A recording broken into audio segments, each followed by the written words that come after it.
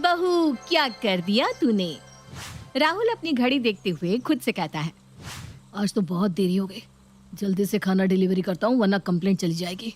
बड़ी मुश्किल से ये वाली नौकरी मिली है, एक भी शिकायत से मेरी नौकरी वापस ना चली जाए। राहुल जल्दी से महेश नाम के आदमी के घर जाता है और डोरबेल बजाता है। दरवाजा खोलने पर मधु नाम की लड़की आती है। जैसे ही मधु दरवाजा खोलती है, राहुल हैरान हो जाता है। मधु, तुम यहाँ क्या कर रही हो? वो राहुल, मैं... तुम यहाँ मेरे पीठ पीछे क्या कर रही हो? तुम्हें शर्म नहीं आती ये सब करते हुए? तुमसे मुझे ये उम्मीद नहीं थी मधु। मैंने तुम्हें इतना प्यार दिया, तुम्हारे लिए सब किया, और तुमने मेरे प्यार का ये सिला दिया। सच में अब तो ये सब देखकर मुझे खुद पर ही शर्म आ रही है। तुम इतनी गिर जाओगी मैंने कभी नहीं सोचा था। राहुल, मेरी बात तो... मधु कुछ बोलती इससे पहले ही वहाँ महेश आता है। अरे आ गया पिज्जा। मधु, ये पिज्जा मैंने तुम्हारे लिए मंगवाया है। मैंने तुम्हें फोन पर बात करते हुए सुन लिया था। तुम कह रही थी ना तुमने कभी पिज्जा नहीं खाया इसलिए तुम्हारे लिए मंगवाया है। पर मेरे लिए पिज्जा मंगवाने की क्या जरूरत थी? अरे कैसे नहीं मंगवाता, तुम भी मेरा परिवार हो, कितना करती हो तुम। अगर आज तुम ना होती तो पता नहीं क्या होता मेरा। मैं तो बिल्कुल अकेला पड़ गया था। सही समय पर तुमने आकर संभाल लिया। आप कैसी बात कर रहे हैं? बिल्कुल सही कह रहा हूँ। आज तक मैंने कभी बताया नहीं कि तुमने कितना कुछ किया है, लेकिन आज मन हो रहा है तुम्हारी तारीफ करने का। सच में तुम बहुत अच्छी हो।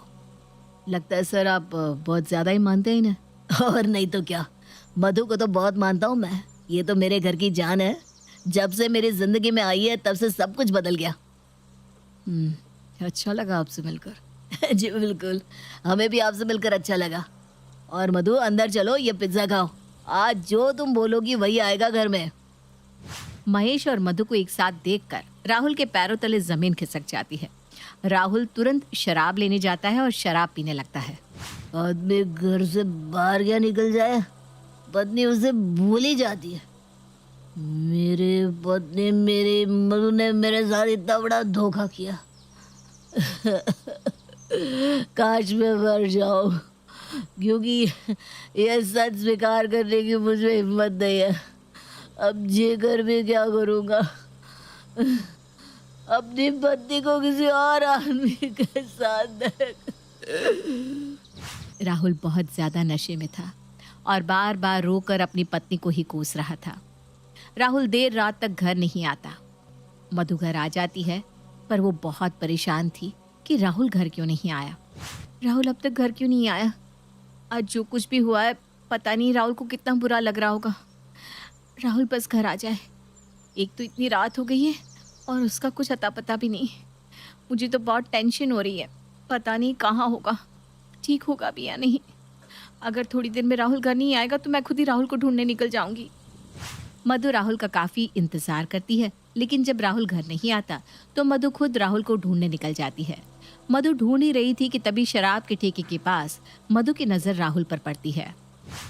राहुल और शराब के ठेके के पास? राहुल ने तो कभी शराब को हाथ तक नहीं लगाया था, फिर आज यहाँ कैसे? मधु राहुल को जैसे तैसे घर लेकर आती है। तुम यहाँ क्यों आई? जाओ जहाँ अब तक थी। तुम्हें यहाँ आने को किसने कहा? निकल जाओ मेरे घर से, मुझे तुम्हारी शक्ल नहीं देखनी। राहुल, तुम अभी नशे में हो, तुम्हारा नशा उतर जाएगा तब हम बात करेंगे। अभी तुम आराम से सो जाओ। चलो। हाँ, सो जाओ और फिर तुम उस आदमी के साथ रंग रलिया मनाओ। मैं नशे में तो अब तक था ही, तुम्हारे नशे में, तभी तो अब तक मैं तुम्हारी ये घटिया हरकत देख नहीं पाया। उसी बात का फायदा उठाया ना तुमने मधु। तुम ये सब क्या बोले जा रहे हो राहुल? तुम्हें मुझ पर जरा भी विश्वास नहीं है क्या? विश्वास तोड़ने के बाद विश्वास की बात तो मत करो। तुम जैसी औरत ही औरत का नाम खराब करती है। तुमने मुझे तोड़ कर रख दिया मधु। मैंने तुमसे कितना प्यार किया, तुम्हारे लिए क्या कुछ नहीं किया। तुमने ऐसा क्यों किया मेरे साथ? नहीं राहुल, ऐसा कुछ नहीं है, मेरी बात तो सुनो। दूर हटो मुझसे, मुझे हाथ भी मत लगाना। इसी हाथ से उस लड़के को छुआ होगा ना, मुझे हाथ भी मत लगाओ। मुझे पता है तुम अभी नशे में हो, तभी तुम ऐसी बात कर रहे हो, वरना तुम मुझसे कभी भी ऐसी बात नहीं करते। यही तो गलती है मेरी। तुम्हारे प्यार की पट्टी जो बंधी है मेरी आंखों में, तभी तो मैं तुम्हारे इस झूठे प्यार को पहचान नहीं पाया। तो कोई बात नहीं, राहुल अभी नशे में है। राहुल की किसी भी बात का मुझे भी बुरा नहीं मानना चाहिए। जब कल सुबह राहुल नशे में नहीं होगा तब मैं राहुल को अपनी बात समझा दूंगी। राहुल हमेशा मुझे समझता है, अब भी ज़रूर राहुल मेरी बात समझेगा। मधु राहुल से रात भर कुछ बात नहीं करती। राहुल भी नशे में मधु को काफ़ी कुछ सुनाता रहता है और नशे में सो जाता है। अगली सुबह होती है, राहुल का नशा उतरता है तो वो मधु को देखकर बहुत गुस्सा होता है। मधु, तुम्हें ये सब करते हुए शर्म नहीं आई? मैंने तुमसे हमेशा प्यार किया है, तुम्हारे लिए ही सब करता हूँ, और तुमने ये सब किया। तुमने ये सब करते हुए एक बार मेरे बारे में नहीं सोचा। तुम इतनी मतलबी कब से हो गई? चुप करो, कल से मैं यही सुन रही हूँ कि मैंने ये किया है, मैंने वो किया है। राहुल, तुमने भी मेरी एक बात नहीं सुनी। अब चुप हो जाओ और चुपचाप से बस मेरी बात सुनो। कुछ महीने पहले मधु घर पर अकेली होती है। तभी राजन नाम का एक आदमी, जो कि मधु के घर का मकान मालिक था, वो आता है। भाभी जी, घर पर आप अकेली हैं क्या? आपके पतिदेव कहाँ है? वो तो काम पर गए हैं, जब वो आएंगे तब आ जाओ ना। हाँ ठीक है, तभी आ जाऊंगा, लेकिन अभी आपसे कुछ बातें कर सकता हूँ ना?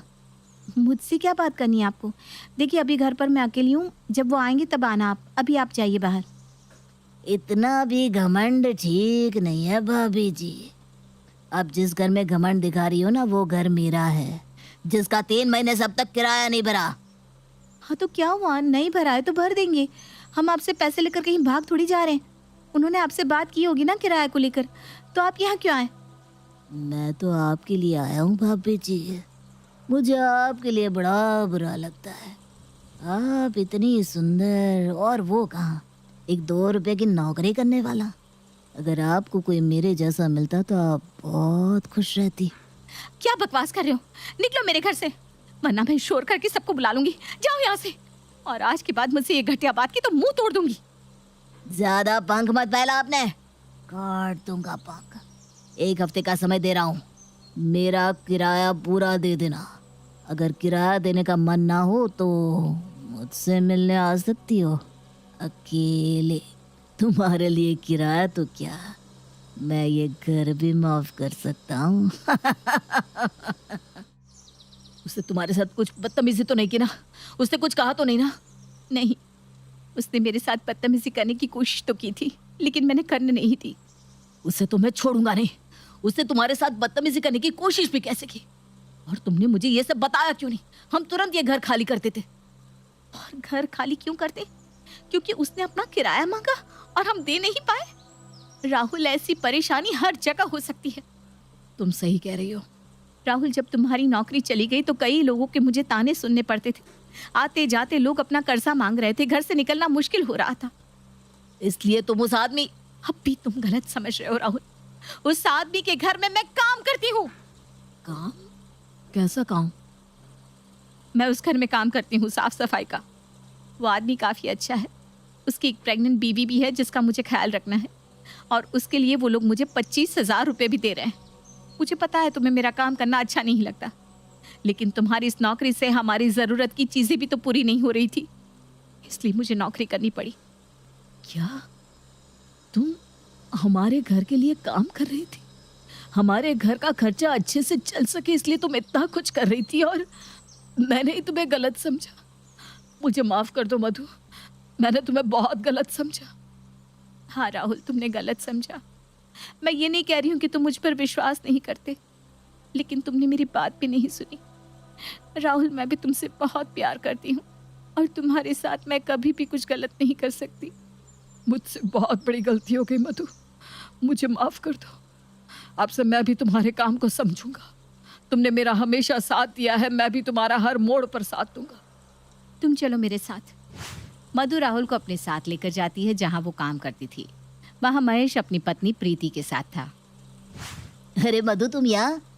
और ये तो वही है ना जो कल पिज्ज़ा लेकर आया था? जी हाँ, ये वही है, और ये मेरे पति हैं। और राहुल, ये है मेरे सर महेश जी, और ये इनकी पत्नी प्रीति। दोनों ही बहुत अच्छे हैं। झूठ, हमसे अच्छी तो तुम्हारी पत्नी मधु है। सच में, मधु की वजह से अब मेरी बीवी को अकेलापन महसूस नहीं होता। मैं तो काम पर चला जाता था, प्रीति को अच्छा नहीं लगता था, लेकिन जब से मधु आई है तब से प्रीति खुश रहने लगी है।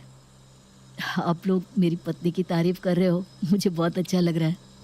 राहुल की गलतफहमी दूर होती है और उसके बाद राहुल और मधु एक दूसरे के काम को समझते हैं और एक दूसरे का हौसला भी बढ़ाते हैं।